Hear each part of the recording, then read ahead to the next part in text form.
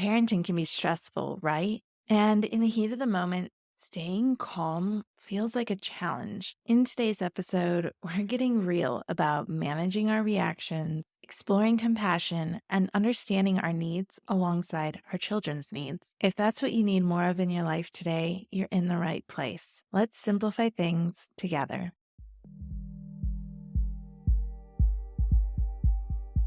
I'm Erin Christopoulos, a mother of two and teacher turned mom strategist who puts the pieces of mom life together so you don't have to.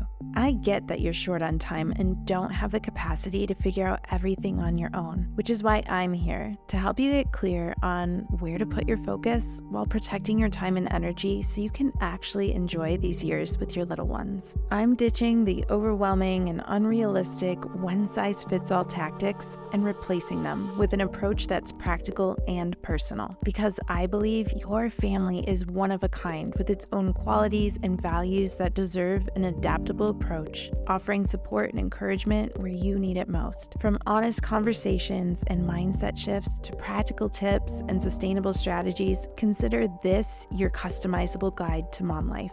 With the tools and resources you need at your fingertips, you'll finally have the confidence and clarity you need to bring more intention and ease to everyday life so that you and your family thrive. This is the Mom Life Handbook.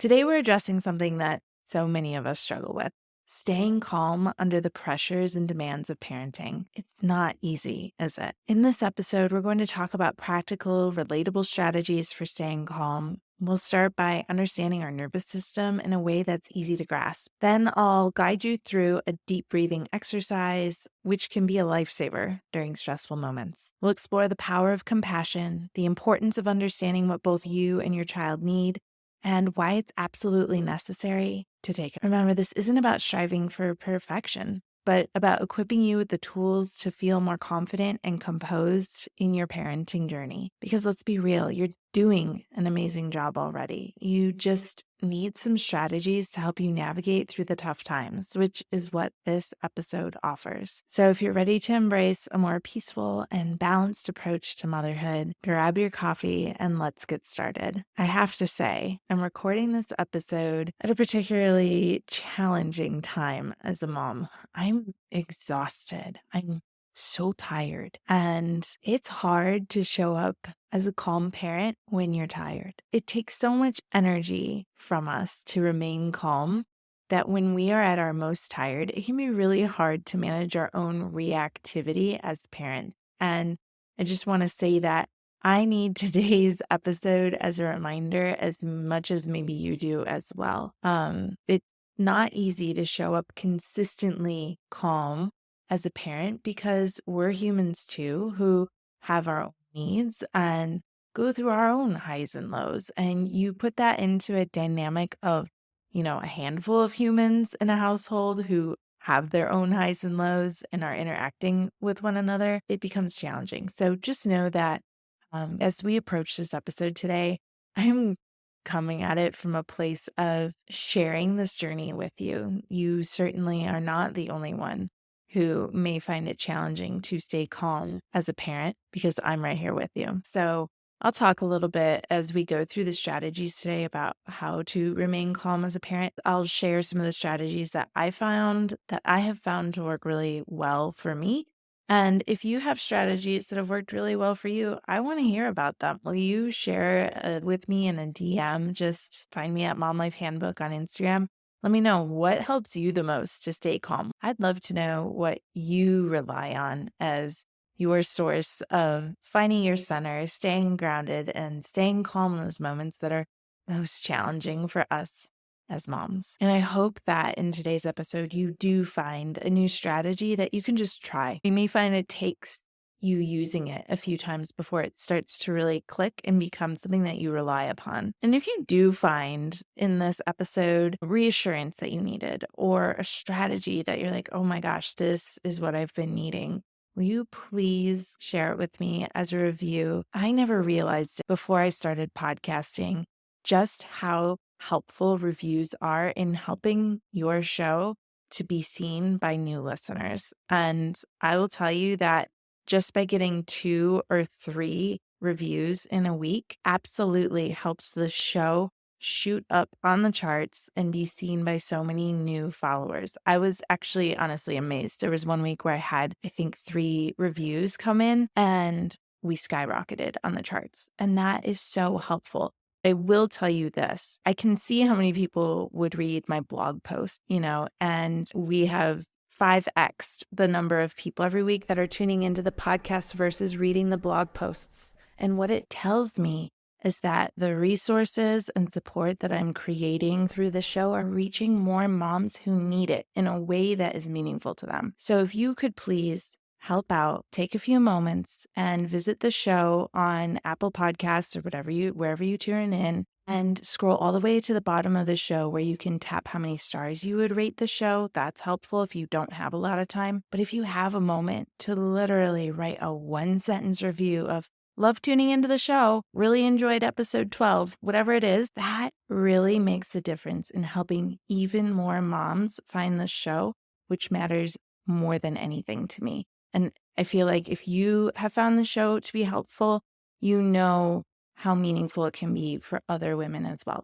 So thank you for being a part of the Mom Life Handbook community and helping to pay it forward by spreading the word through your reviews. It means so much. Okay, so as we dive in, just remember, we're approaching this from a place of compassion and the mindset that this is about progress, that we have all made parenting choices that we have regrets about. And I had one this morning.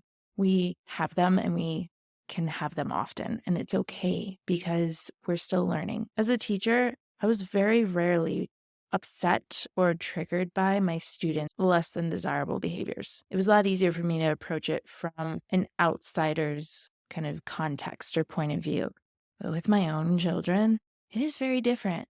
You know them so much more deeply and you are connected to them in a way that is so personal. So I really want to start today's episode with just very quickly understanding how our bodies and our systems are built. Because I think that when you start to learn more about yourself and your own processing of emotions, it really helps you to not only stay calmer in moments that are challenging, but it is also helpful in having that self-compassion. So I feel like many of you have probably heard a lot about this either on social media or other podcasts because there's more and more conversation around this, I feel like, in recent years. And it relates to our autonomic nervous system. So our autonomic nervous system is something that is innate. It is an instinct, and it's how our bodies are built to protect us. So we have these 2 parts to your autonomic nervous system. We have the sympathetic system that's really responding to perceived threats, and then we have the parasympathetic system, which is helping you stay calm, cool, and collected. Now, if you go back to when our ancestors were surviving in the wilderness, they really had to rely on an effective stress response system so that they could survive. And, fast forward to 2023, at the time of this recording, most of us are not needing to rely on that level of a stress response because our everyday threats to us are not life or death situations. Unfortunately for us, our autonomic nervous system does not know the difference. So when we are thinking about the stress response that's happening in your body, you're really activating a part of your brain that is primal. And that part of your brain is called the amygdala. Some people refer to it as the reptile part of your brain. It is not necessarily a very evolved part of your brain. This is definitely not where you're having your deepest thoughts. This is not where you're level-headed. This is very reactive. The sole purpose of the amygdala is to be like your inner alarm system to say, warning, something's wrong, we've got to respond. So this is where we are taking in information and determining whether there is a threat or whether everything is safe. So our stress response is like this alarm that then sends distress signals to the hypothalamus. This is like your command center in your brain. So it's kind of like the gas pedal that shifts your body into high gear with the gas pedal pressed all the way down. It's when our alarm has been tripped in our sympathetic nervous system that you find it hardest to stay calm as a parent. When your amygdala turns on the alarm, you go into this fight, flight, or freeze response. And it's really prioritizing your protection. If you go into fight mode, you might have high energy, you might use fighting words, you might feel it physically in your body. Flight might be, I want to get away, I want to be alone, you want to shut the world out, or freeze is you're just paralyzed and don't even know how to respond. All of those types of responses are your response to distress signals that are coming from your hypothalamus. And so when that happens, your body is sending out the alert to all of your important systems that are required to help you survive. So you're going to see that your heart rate goes up. You are delivering more blood to the areas where you need more oxygen. You're activating the release of cortisol. Your glucose levels actually spike in your bloodstream, and your body even goes into a state where it's activating your fat storage in order to have as much energy as possible. Now, on the flip side to that, we have our parasympathetic nervous system. This is where your amygdala is not activated, and you are able to use that real thinking part of your brain, and you can tap into strategies that are very logical, non-reactive. They're very responsive, maybe even proactive, which is obviously what we want as parents, is to be tapped into our parasympathetic nervous system. This is the state of quiet rest and digest. This is like your system's break. And this is what calms your system down after perceived danger has passed. So this is where your body is going to now try to recoup the energy that it's used up. It's actually going to resume your digestion because, believe it or not, when your blood has to go to other parts of your body, it leaves your digestive tract. That's why a lot of times you'll have like GI distress when you're really upset.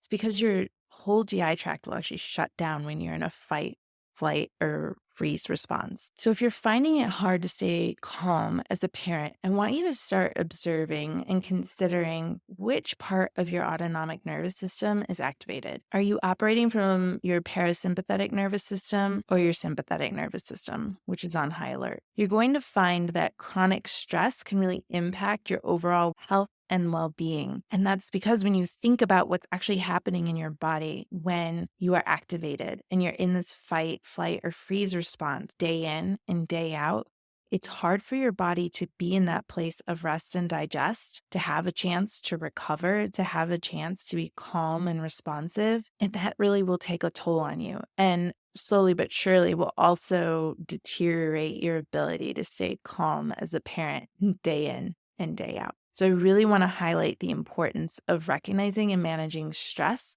in order to have effective parenting skills. So I hope that you take this from a place of, again, self-compassion, discovering a part of yourself that you haven't really considered, right? It's really easy to beat ourselves up.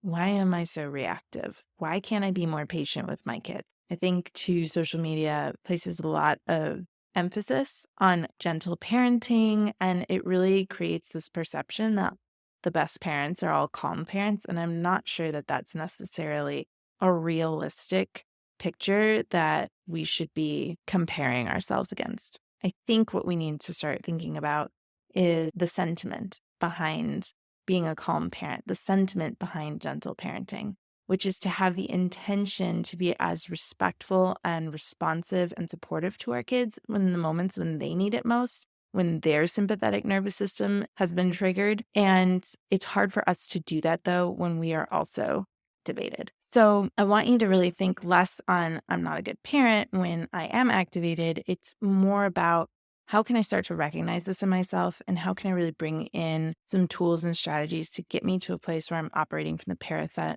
parasympathetic nervous system more often so that I can be more consistently calm and responsive. That's what this is really about. I recently read an article from parents that shared signs that your family is too stressed, and I thought that this was just a great little list, so I thought I'd share here. I'll link it in the show notes as well, just to kind of highlight some of the common signs of stress that maybe you're overlooking. So if these resonate with you, it could be your cue of, okay, maybe I am more stressed than I realize. Maybe I am taxing my system more than I was aware of. So you might have trouble sleeping. So whether it's that you can't sleep because your thoughts are keeping you up at night, or you're dealing with insomnia, or you have a child that's waking you up, it doesn't really matter the cause. It really will take a toll on your system. If you notice that you're yelling at each other more, you've cut down on that quality family time together. Maybe that's cut down on family dinners or time to play games together. And by the way, if that's something that's been on your mind, I did do an episode on how to incorporate quality family time into your everyday routines so that it's just a part of your lifestyle. I'll link that in the show notes for you as well. But that can really be a sign that if you start to kind of disengage and pull away and you're not having that collective time as a family, it can be a sign that you're really stressed. Your child is withdrawing. You may find that they kind of want to go off on their own and detach from the rest of the family because they're picking up on that stress. Everyone is sick. I know, especially the summer and the winter tend to be times where there's a lot of sickness in the household. If you are frequently under stress and your body is activated, it's hard for your immune system to keep up. And it's going to make you more vulnerable to coming down with illnesses. So if you feel like you're chronically sick in your household, it could be a sign that everyone's a little stressed. If you're struggling at work or running your own business, you might be run down from all the stress, and it can be really hard to show up for the other demands in your life because things are so stressed at home. Or maybe you and the kids are running around all the time. You don't slow down and it's always go, go, go. Effective parenting happens most often when our bodies are relying on the parasympathetic system. So if you notice that some of these signs of stress are present in your home environment, or you've maybe noticed that it is hard for you to parent from a place of calm, you know those moments when you just wish there was a manual to help you connect more deeply with your kids? Well, I've got something pretty close. Introducing the Connection Guide for Moms. This guide isn't your average parenting resource. It's an actionable, tangible toolkit designed specifically with busy moms like you in mind. Inside, you'll learn about 5 different types of connections that work together to nurture the trust and quality relationship you crave with your children. You'll get ideas for intentional connections tailored to support your child's unique needs and reflection prompts to assist you as you implement these ideas, making the process feel more personal and less overwhelming. And here's the best part. It's not just about the strategies. This guide is designed to help you feel supported, understood, and empowered. Imagine you won't just be going through the motions. You'll be building meaningful connections with your child and creating an atmosphere of love, trust, and mutual respect in your home. So if you're ready to transform your relationship with your child and create lasting, meaningful connections, head over to momlifehandbook.com/connection guide to download your free connection guide for moms. I want us to talk through 5 strategies that can be really practical and really helpful in helping you come out of this stress response state and bring yourself back into your parasympathetic system before you try to respond to your child's behavior. I think that that's so important. It's very hard when both you and your child are in a state of alarm or a state of stress. You're not going to feel effective as a parent in those moments. So it is okay to give yourself space to say, I need to take care of my system before I can help you take care of yours. It's so cliche. It is like the oxygen mask that they all talk about, you got to take care of yourself before everyone else. On the airplane, put your oxygen mask on before your child's. I mean, it truly is that. Because here's the thing, if you are regulated, your child can co-regulate with you. Their bodies will actually attune to yours. So it's really important that you take care of yourself first. It's not irresponsible at all. It's actually one of the most responsible things you can do. It's teaching your system, though, that it's okay to do that. That takes some time. So don't be surprised if you start to notice that you've got the thoughts of, hold on, I'm activated, I need to calm down. But you may find that you're so activated that it's hard to pull yourself out of that. That will take time. It's taken me years. But I'm getting there and it feels much better. So just know that it's a journey. All right. So let's talk about some quick things you can do. So honestly, one of my favorites is deep breathing. It's something you can do anywhere. It's something that your kids can do with you. You may even find that as you start doing it, they will just start doing it along with you. Again, it's that idea of co-regulation. And you can go on YouTube and just search deep breathing exercises. I really like the Calm app or the Headspace app. Those are great too. But just even some simple ones are taking the breath out of your chest and into your diaphragm, which is right where your ribs meet, right where your stomach is. So your diaphragm is there, and that's where you actually are supposed to be breathing. So you're going to find that when you are activated and you are in your sympathetic nervous system, that your breath will get shorter. And so what you want to do is slow everything down. So you're going to breathe in through your nose, and I'll do it with you right now. Breathe in through your nose, breathe out through your mouth. And as you do that, your belly should rise, not your chest. Try it again. Breathe in through your nose, breathe out through your mouth. Another quick one that I like is box breathing.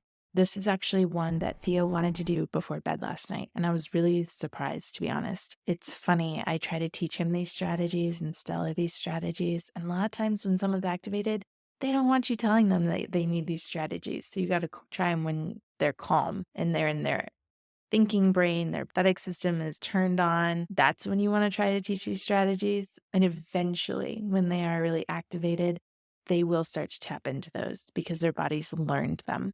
So just last night, Theo was like, my body has so much energy and I can't fall asleep. Can you help me do some breathing? And I was just like bursting with excitement to do that with him because it was the first time in 9 years that he has asked me to do it, but he's learning, right? And that's a lifelong skill that he'll be able to tap into. So really don't hesitate to model this for your kids or to teach it to them when they're calm. So box breathing really slows down your breath. So think of it as your finger tracing along the top of a square for 4 seconds as you breathe in through your nose. 1, 2, 3, 4.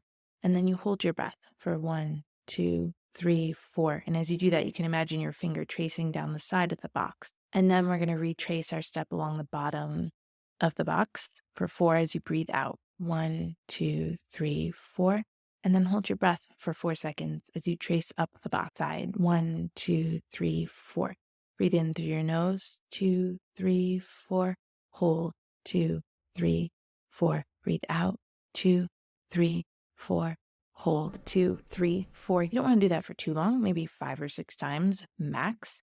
You're going to find that it takes a lot to really focus on that breathing, and that helps redirect your attention away from whatever has really triggered your alarm and allows you to really focus on something different that is going to calm your body down, and you can come out of that pretty quickly. So deep breathing is really going to help you regulate and calm that nervous system and reduce your stress almost immediately. So go ahead and give that a try at any moment that you feel like you need it. And it's okay to say to your kids, you know what? I know that I need a moment to calm my body down. Wow. What an incredible example to your kid of what you can do instead of reacting and going over the top and, yelling or storming off, unhealthy reactions that are, again, innate and hardwired into our body, right? We've learned that this is how we survive, right?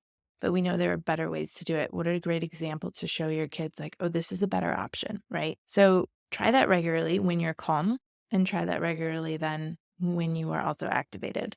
You're going to find that the more you practice it, the more natural it becomes to tap into that strategy. Something else that's taken me a long time to really learn as a parent is to choose compassion over teaching. This is something that Jason has really helped me learn to recognize in myself. I have a tendency to want to teach a lesson in the moment when my child is upset and when I'm upset, rather than showing compassion. I want us to start thinking about how we can be more compassionate to ourselves when we're in a state of fight, flight, or freeze, or when our child is in that state as well. Those are really challenging moments. We don't need someone, whether it's telling it to ourselves or our kid doesn't need to hear it from us, the moments of, I told you so, or what were you thinking? You should know better. That just brings up feelings of shame, which is only adding fuel to the fire. So I want us to think about, in those moments, what do we need in order to foster a closer bond or more mutual respect ourselves and with our children? Having compassion towards yourself can help really relieve those feelings of guilt or inadequacy as a parent. It's okay to say we're human. We have these human responses. Also, trying to teach in these moments when we're activated and we are not in our parasympathetic nervous system, where we are acting from our amygdala, that reptile brain, those words are falling on deaf ears. So if you're trying to teach our children in the moment when everyone's activated, it's not going to be productive. So instead, choosing how can I show compassion in this moment when someone is having a hard time will go so far, because that's what we all are looking for when we're having a tough time. I know that if someone's going to say, "What's the matter with you?" to me when I'm upset versus, "Hey, what's wrong?" I'm going to appreciate that compassion so much more than someone shaming me or putting me down. And yes, it's our job as parents to teach also about how our behavior can impact outcomes. But when we are activated, it's not the time for the teaching. That comes later when everyone's calm and able to operate better from a place of thinking as opposed to reactivity. The next strategy is to ask yourself, what do I need? And what does my child need? I want you to start really focusing on self-reflection to identify your own needs and your child's needs in these tricky moments, because that will help you show up more compassionately and be able to really create trust between yourself and your child, which is ultimately the most important foundation you can create in your relationship. You need that trust. You need to know that each of you are safe in your hardest moments with each other. So if you can just take a moment to say, what does my child need right now? Even if they're melting down, they're screaming, and you've tried everything. What do they need right now? What does their body need? What does their nervous system need right now? And what do I need right now? Maybe I need a break. Maybe I need a sip of water. Maybe I need to do some deep breathing. Think about what would be helpful in this moment rather than what would be hurtful or harmful or ineffective. Right? I know I had a real tough moment this morning and I just said, I can't talk right now. We'll talk about this later. I need some time for me. And I spent a good 20 minutes just thinking, a lot of thinking. And then what did I do? I gave myself an hour before we even came back full circle to talking about what had happened, and not in silence, not cold shoulder, but just I needed to give myself space from the situation before I could go back to it with my child. And that was okay. We were able to have a much more productive conversation and resolution to that problem as a result. And that brings me to our next strategy, which is to take a break. You really are able to give yourself a break. Now, I think that it's really important to acknowledge that this isn't, again, giving your child the cold shoulder. This is not isolating them. Creating that sense of isolation can be really harmful in a relationship. It can really undermine the trust in the relationship between you and your child, because your child has to know that you are a safe place for them to learn how to regulate their own nervous system and manage feelings. It's tricky when we have big emotions to get it right all of the time. And our children need to know that it's okay for them to have a hard time and that we're going to be there for them when they're having the hard time and to help them learn how to manage those emotions and tolerate those big feelings together. So when we talk about taking a break, we are not talking about timeout. We are not talking about putting your child alone in their room. What we are talking about is just stepping away and saying, Mom's upset right now. I need a moment. Calmly. It's not, you made me angry. I'm walking away and I need time to myself. It's just, let me go get a sip of water. I'll be back. Or, hey, I have to go change the laundry. I'll be back in a minute. You don't even have to relate it to the situation. It could just be, I'm stepping away. I'll be back. And it's also okay if you want to create a calm corner in some part of your home where your child can choose to go to calm themselves down. You know, you could even say, do you want to go sit in the calm corner together? A lot of common things that people keep in calm corners in a classroom would be like, those wands with glitter and liquid in them, and the glitter can float from one end to the other as you tip it, or a pinwheel that they can blow on, or a chart with pictures of that they can point to show how they're feeling, maybe their favorite stuffy that they could cuddle. You want to create, again, a supportive environment where your child knows it's safe for them to take a break. Again, it's not a consequence in isolating anyone. It's all about, if you need a break, it's okay to take one, and create a culture around that. as opposed to isolation and giving our family the cold shoulder. Because at the end of the day, that's unproductive. And we want to be demonstrating healthier ways of taking a break. And I think, too, it goes without saying, but it's worth mentioning here. Taking a break can also happen proactively. Doesn't have to happen from a place of reaction. Start carving out some me time for yourself that's going to help you relieve some of your stress, whether that's you're working out or you just have a quiet moment to yourself at a certain part in the day. Whatever it is, carve out your me time to take that break so that you can regulate your system before you get to these points where you feel like you're at a tipping point, you're going to be activated, you're going to be reactive. Let's do what we can to be proactive as well. I also want you to reflect on your triggers. That's another really helpful strategy for me. It took me a really hard time to realize that something that's really triggering for me, and I still haven't figured out why, is knowing that we're going to be late, which is funny because I am not always on time. I'm the first to admit that. And honestly, like Jason is on time. He's early. He's great about that. I am not. I'm often running late, but I don't think it's because of me per se. It's usually because we don't have a good system in place for getting the whole family moving and out of the door on time. So I know there are areas for growth there, but being against the clock, for example, on the way to school, if the kids are late, the kids are late. That stresses me out. And that can really trigger me where I feel out of control because now the circumstances aren't in my control, beyond my control. That's activating to me. So think about what is triggering your stress response and your reactions so that you can really start to know your own personal triggers and start to do what you can to be proactive in avoiding those triggers. So like right now with me, with the time, something I've noticed is, well, I haven't taught my kids enough about how to manage their own time. So it's always mom managing everyone's time, and that's ineffective. So if that's upsetting to me, what systems aren't in place that should be? So now we're working in the summer before the school year starts with a strategy that's going to help them learn how to keep track of their own time and know what they need to do so that when the school year starts, they've already got a routine in place, right? Right now, getting out the door to camp, it doesn't matter as much. It's not as consequential. So I'm playing the long game here. I've got 2 months for the kids to develop this skill before we're back at school. So start thinking about if you notice a pattern of when you are personally triggered, it can be really helpful to then start thinking about, well, okay, if that's upsetting to me, why? And then what can I do differently to either think about this differently or approach the problem differently so that we're minimizing what's really getting me activated here. Affirmations are a great way of doing that. Reflection journaling, those are great ways to kind of unpack your feelings around these triggers. Also, what are your child's triggers?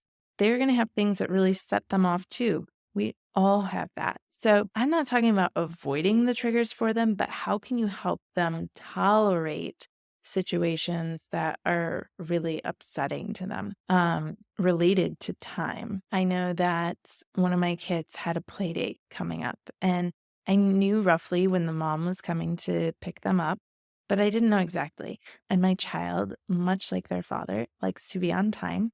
And I had to have a conversation around, just so you know, there are some things where it really matters that we are on time, like for a doctor's appointment, right?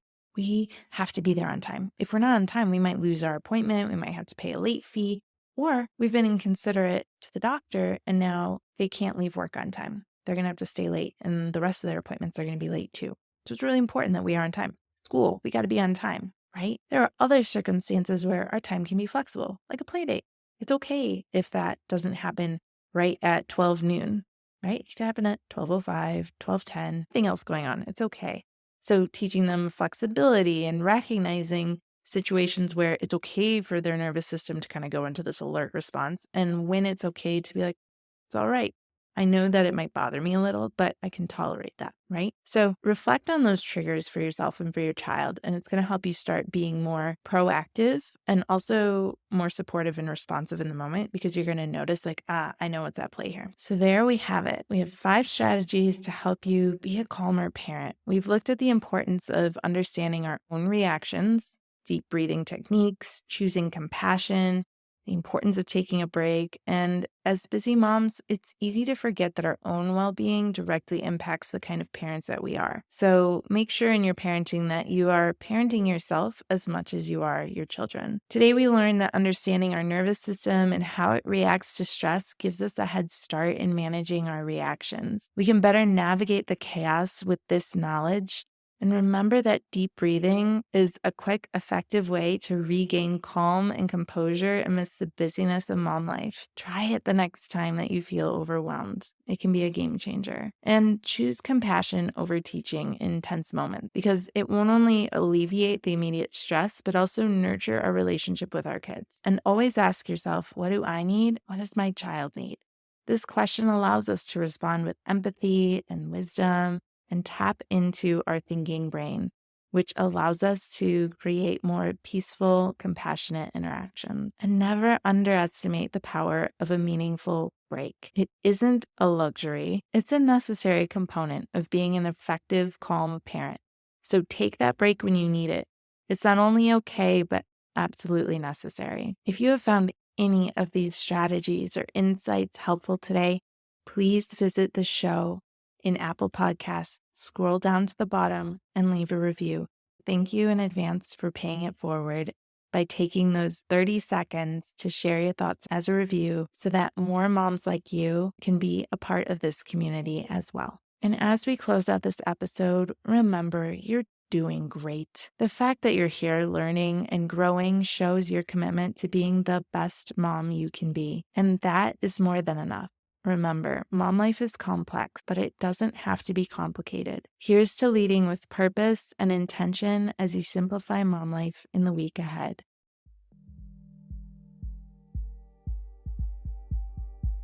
You've just finished another episode of the Mom Life Handbook podcast. Remember to check out the episode description for all the important links and highlights from today's show.